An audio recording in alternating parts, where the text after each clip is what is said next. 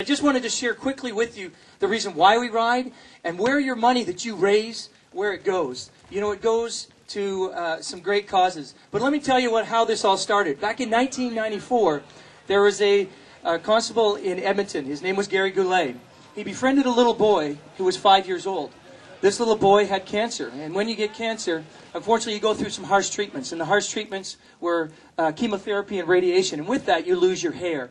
And you lose, and many other things happen to your body with the treatment, and it's very, very harsh on the body. But what happened with this little boy is Gary Goulet saw that he was being ridiculed and he was being teased in school. Well, he himself was bald through his natural ages, and so he actually befriended this little boy and asked him if he'd like to come out in the police car with him and go for a ride around. Well, they did that, and when they came back to the police station, the 6 other police officers who were at the station, they saw Gary Goulet, and they saw this little boy. And there was also a person from the media there that wanted to take a picture. Well, they said they wanted to be in this picture as well. But this little boy stopped them in their tracks and said, "No, you can't be in this picture." Why? Because you're not bald.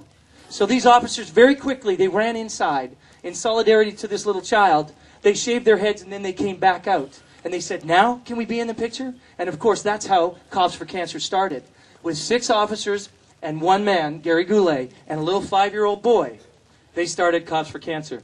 Well, from that, it went to 1998, where the gentleman you saw down the end here, Sergeant Marty Pepper, he saw the head shaves going on in Victoria, became a part of it. 180 people got their head shaves in Victoria.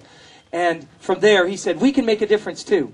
So he was a man who was a triathlete at the time, and he thought that it would be a great idea to make a difference again. So he started the Tour de Rock.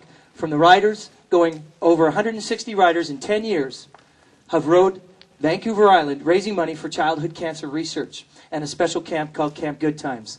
In 10 years, this tour will have raised over $10 million because of schools just like you and communities like this. So give yourselves a hand. Thank you so much, you guys.